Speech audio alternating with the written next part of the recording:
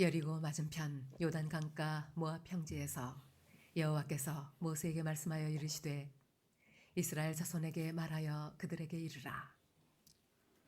너희가 요단 강을 건너 가나안 땅에 들어가거든 그 땅의 원주민을 너희 앞에서 다 몰아내고 그 새긴 석상과 부어 만든 우상을 다 깨뜨리며 산당을 다 헐고 그 땅을 점령하여 거기 거주하라. 내가 그 땅을 너희 소유로 너희에게 주었음이라. 너희의 종족을 따라 그 땅을 제비 뽑아 나눌 것이니 수가 많으면 많은 기업을 주고 적으면 적은 기업을 주되 각기 제비 뽑은 대로 그 소유가 될 것인즉 너희 조상의 지파를 따라 기업을 받을 것이니라. 너희가 만일 그 땅의 원주민을 너희 앞에서 몰아내지 아니하면 너희가 남겨둔 자들이 너희의 눈에 가시와 너희의 옆구리에 찌르는 것이 되어 너희가 거주하는 땅에서 너희를 괴롭게 할 것이요 나는 그들에게 행하기로 생각한 것을 너희에게 행하리라. 여호와께서 모세에게 말씀하여 이르시되 너는 이스라엘 자손에게 명령하여 그들에게 이르라. 너희가 가나안 땅에 들어가는 때에 그 땅은 너희의 기업이 되리니 곧 가나안 사방 지경이라. 너희 남쪽은 에돔 곁에 접근한 신 광야니 너희의 남쪽 경계는 동쪽으로 여매 끝에서 시작하여 돌아서 아그라빔 언덕 남쪽에 이르고 시인을 지나 가데스 바네아 남쪽에 이르고 또 하살라다를 지나 아스몬에 이르고 아스몬에서 돌아서 애굽 시내를 지나 바다까지 이르느니라. 아멘. 민수기 33장 50절부터 34장까지는 세 가지의 이야기를 다루고 있지만 주제는 하나입니다. 바로 하나님의 기업입니다. 민수기 33장 50절부터 56절까지는 가나안 정복 전쟁에 대한 하나님의 지침인데, 먼저 하나님은 그 땅의 원주민들을 다 몰아내고 그 땅에서 새긴 석상들, 부어 만든 우상들을 다 깨뜨리고 산당을 허문 다음에 지파별로 제비를 뽑아서 땅을 나누되 숫자가 많은 지파는 많은 땅을, 적은 지파는 적은 땅을 얻으라고 말씀하십니다. 또 민수기 34장 1절부터 15절까지는 땅의 경계를 정해 주셨습니다. 이스라엘 백성들이 알아서 땅의 경계를 정하는 것이 아니라 하나님께서 정해 주신 땅에서 살아가야 하는 것입니다. 또 민수기 34장 16절부터는 기업을 나눌 책임자를 정하는 내용입니다. 이렇게 하나님은 이스라엘 백성들이 가나안 땅에 들어가게 되면 그곳에서 해야 되는 일들과 또 땅의 경계를 정해 주셨는데, 여기에는 다 하나하나가 이유가 있는 것입니다. 먼저 가나안 땅을 정복할 때에 원주민들을 다 몰아내고 우상을 허물어야 하는 이유가 있습니다. 가나안 정복은 가나안 땅에 살고 있는 원주민들에 대한 죄에 대한 심판의 의미가 있었죠. 하지만 이스라엘 백성들 스스로를 위한 것이기도 했습니다. 만약에 정복하는 과정에서 원주민들을 다 몰아내지 않으면 나중에 이 사람들이 이스라엘의 가시가 되어서 하나님 백성을 괴롭힐 것이고, 또 하나님은 그 명령에 불순종하는 이스라엘 백성들에게 그 책임을 물으실 것입니다. 너희가 만일 그 땅의 원주민을 너희 앞에서 몰아내지 아니하면 너희가 남겨둔 자들이 너희의 눈의 가시와 너희의 옆구리에 찌르는 것이 되어 너희가 거주하는 땅에서 너희를 괴롭게 할 것이요 나는 그들에게 행하기로 생각한 것을 너희에게 행하리라. 마찬가지로 우리가 신앙생활을 제대로 하려면 우리 환경도 거룩한 환경으로 바꾸려고 하는 노력이 있어야 합니다. 하나님의 자녀가 될 때에도 옛 사람의 습관들, 죄의 뿌리를 완전히 뿌리 뽑지 못해서 자꾸만 넘어지는 이유가 바로 여기에 있는 것입니다.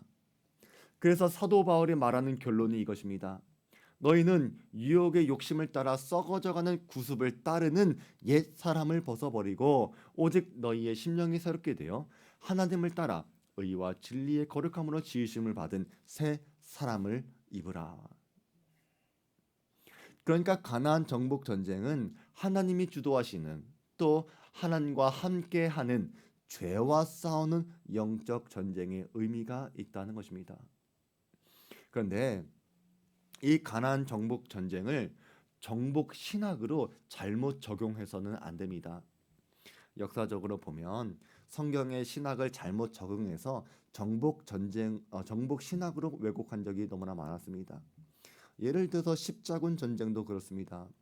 외적으로는 예루살렘 회복을 외쳤던 원정대와 이슬람 군대 사이에서 벌어진 종교 전쟁은 사실 온갖 세속적인 욕심과 죄악에 물든 전쟁이었습니다. 또 스페인 선교사를 앞장 세웠던 그 신대륙 개척도 그렇고 유고 내전이나 무슬림 인종 청소를 자행했던 세르비아의 종교 학살도 잘못된 정복 신앙이 바탕이 되었습니다.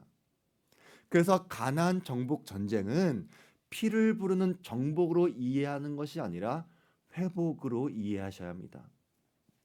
십자가의 복음과 하나님 나라의 회복을 위해서 죄를 이겨내고 거룩한 백성으로 돌아가려고 하는 몸부림으로 전쟁으로 여러분이 이해하셔야 하는 것입니다.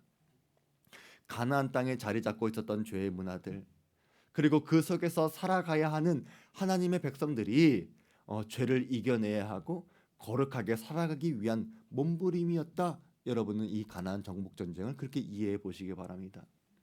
우리 사랑하는 모든 성도들은 가나안 전쟁처럼 세상에서 각 분야에 들어가서 성령님을 의지하면서 거룩한 하나님의 백성으로 살아가기 위해서 죄와 싸우고 거룩함을 지킬 수 있는 믿음의 용사들이 되시기를 주의 이름으로 축원드립니다. 그리고 하나님께서 정해주신 기업의 경계는 우리가 정한 것이 아니라 하나님께서 정하신 것인데, 우리는 하나님께서 주신 것에 대한 감사와 그 기업의 아름다움을 생각해야 합니다. 내게 줄로 재어준 구역은 아름다운 곳에 있으며 나의 기업이 실로 아름답도다. 하나님께서 우리의 삶에 주신 것은 모두 다릅니다. 어쩌면 그것이 불공평해 보일 수도 있을지 모르겠습니다. 왜 누구한테는 많이 주셨고 왜 누구한테는 적게 주셨습니까? 이런 생각이 들 수도 있습니다. 하지만 하나님의 공평하심은 주신 것에서 찾는 것보다 걷어가실 때 그 공평함을 알 수 있는 것입니다. 달란트의 비유가 그런 거 아니겠습니까? 5달란트를 받은 사람한테는 5달란트만큼의 기대가 있는 것이고, 1달란트를 받은 사람한테는 1달란트만의 기대가 있는 것입니다. 만약에 5달란트 맡긴 사람한테 1달란트를 기대하고 1달란트를 받은 사람한테 5달란트를 기대한다면 그것이 불공평한 것입니다. 하나님은 놀라우신 섭리와 지혜 가운데 우리에게 각자에게 맞는 아름다운 재능과 은사와 물질을 주십니다. 그리고 그것은 불공평한 것이 아닙니다. 그것을 아름답다고 인정할 때 하나님께 비로소 감사할 수가 있는 것입니다. 하나님께서 우리에게 주신 줄로 재어준 구약에 여러분은 먼저 감사해 보시기를 바랍니다. 그리고 하나님께서 주신 은사와 사명에 대해서도 여러분이 한번 잘 감당해 보시기 바랍니다. 그러면 하나님께서 왜 우리에게 주신 것이 공평하셨는지도 이해할 수 있을 것입니다. 이렇게 우리가 하나님의 기업에 대해서 생각하고 있는데 여러분이 알아야 할 것이 있습니다. 하나님의 기업이라는 것이 무엇이냐? 기업이라고 하는 영어 단어는 heritage인데 유산이라고도 할 수 있습니다. 유산은 원래 내 거가 아니라 물려받은 것을 말하지 않습니까? 그런데 잘 생각해 보면 지금 이스라엘 백성들이 가나안 땅에서 기업을 받는다, 유산을 받는다라고 하는 것은 원래 이들의 것이 아니었다는 것입니다. 그래서 성경에서 말하는 기업은 내가 정복해서 얻어내는 것을 기업으로 말하는 것이 아니라 하나님께서 주시는 선물, 하나님께서 주시는 은사, 이것이 기업이라는 것입니다. 그리고 하나님께서 주셨다라고 하는 그 말에는 뭐가 담겨 있냐면 모든 것이 하나님의 소유다라고 하는 것이 전제가 되어 있는 것입니다. 하나님께서 자기 백성들에게 기업을 주셨다라고 하는 것은 원래 하나님의 것이지만 하나님께서 은혜의 선물을 누리도록 주신 것이고, 하나님은 이 선물을 주실 때 하나님의 거룩한 사역, 예를 들어서 가나안 정복 전쟁에 참여하는 일과 같은 것에 동참할 때 하나님은 그 능력에 맞는 선물을 주신다는 것을 알아야 하는 것입니다. 이게 구약에서 말하는 기업의 의미입니다. 우리가 살아가는 신약 시대에도 기업이라고 하는 개념이 있는데, 신약 성도들의 기업은 구약과 비교할 수 없을 정도로 더 풍성하고 영광스럽습니다. 너희 마음의 눈을 밝히사 그의 부르심의 소망이 무엇이며 성도 안에서 그 기업의 영광의 풍성함이 무엇이며 그의 힘의 위력으로 역사하심을 따라 믿는 우리에게 베푸신 능력의 지극히 크심이 어떠한 것을 너희로 알게 하시기를 구하노라. 신약 성도들의 받을 기업이 더 풍성한 것은 구약 시대에는 하나의 그림자에 불과했기 때문입니다. 가나안 땅을 얻었다라고 하는 것은 하나의 예시에 불과합니다. 하나님은 가나안 땅을 통해서 보여주시려고 했던 것이 있었는데, 그것은 바로 하나님의 나라입니다. 우리가 천국이라고 말하는 그 하나님의 나라, 그런데 우리는 이 하나님의 나라, 이 천국을 죽어 소망하는 내세적인 것으로만 생각하지만 그것이 아닙니다. 가나안 땅이 구약 성도 이스라엘 백성들의 현실의 삶에서도 주어졌다면 하나님의 나라도 우리 신약 성도들에게 현실의 복이 되어서 나타날 수 있다는 것입니다. 하늘에 계신 우리 아버지여, 이름이 거룩히 여김을 받으시며 나라가 임하시오며 뜻이 하늘에서 임한 것 같이 땅에서도 이루어지이다. 우리의 구원도 하나님의 기업입니다. 내 사랑하는 형제들을 들을지어다. 하나님이 세상에서 가난한 자를 택하사 믿음에 부유하게 하시고 또 자기를 사랑하는 자들에게 약속하신 나라를 상속으로 받게 하지 않으셨느냐. 구약의 이스라엘 백성들이 얻은 기업은 가나안 땅이었는데, 우리 성도들이 받을 기업은 하나님의 나라다라고 하는 게 얼마나 놀랍고 감사하고 영광스러운 일이겠습니까? 그러니까 우리는 이쯤에서 한번 물어봐야 합니다. 과연 여러분이 하나님의 나라를 상속받을 자격이 있습니까? 구약에서 약속의 땅을 기업으로 유산을 받을 자격이 있는 사람들은 야곱의 후손들이었습니다.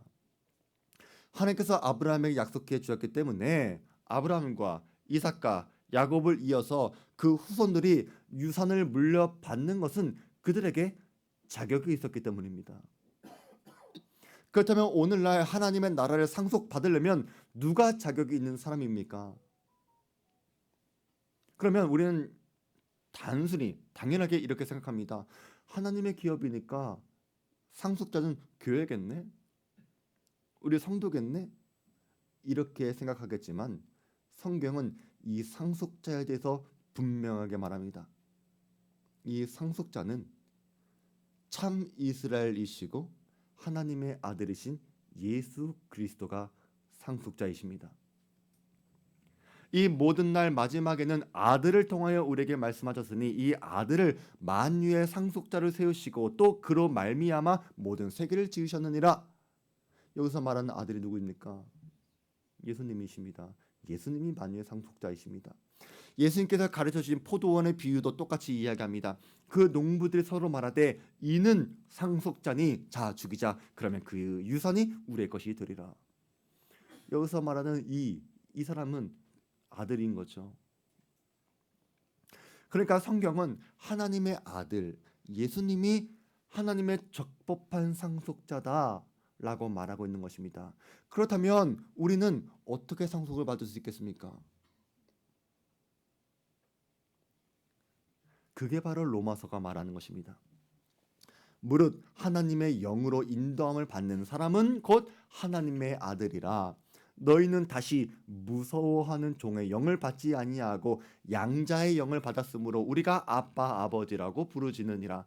성령이 친히 우리의 영과 더불어 우리가 하나님의 자녀인 것을 증거하시나니 자녀이면 또한 상속자 곧 하나님의 상속자요 그리스도와 함께 한 상속자니 우리가 그와 함께 영광을 받기 위하여 고난도 함께 받아야 할 것이니라. 우리가 하나님의 기업, 하나님의 유산, 하나님의 은혜의 선물을 받을 수 있는 것은 예수 그리스도를 믿는 믿음으로 인해 하나님의 자녀가 되고 성령 하나님께서 우리 안에 계셔서 우리의 영과 더불어 우리가 하나님의 자녀라고 하는 것을 증거하시기 때문입니다.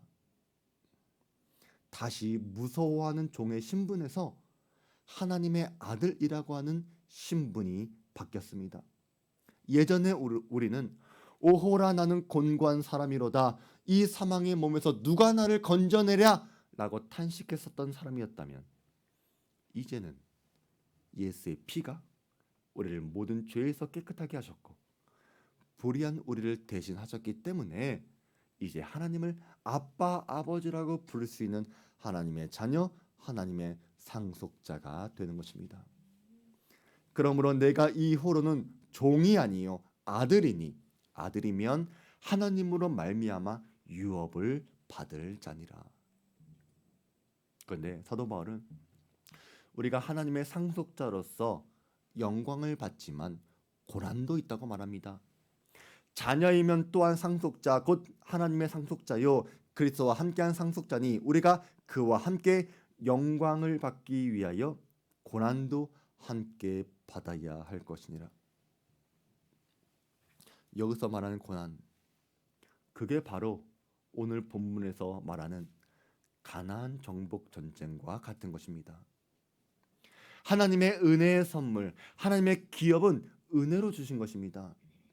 은혜라고 말하는 것은 우리가 마땅히 받을 만한 권리가 있어서가 아닙니다.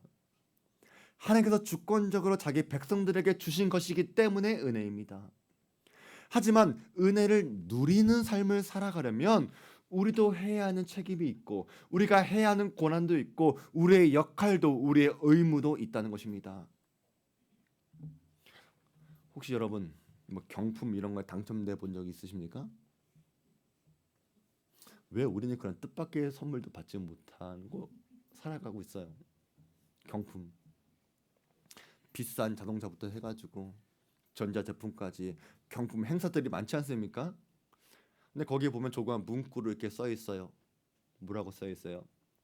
제세 공과금은 본인 부담입니다.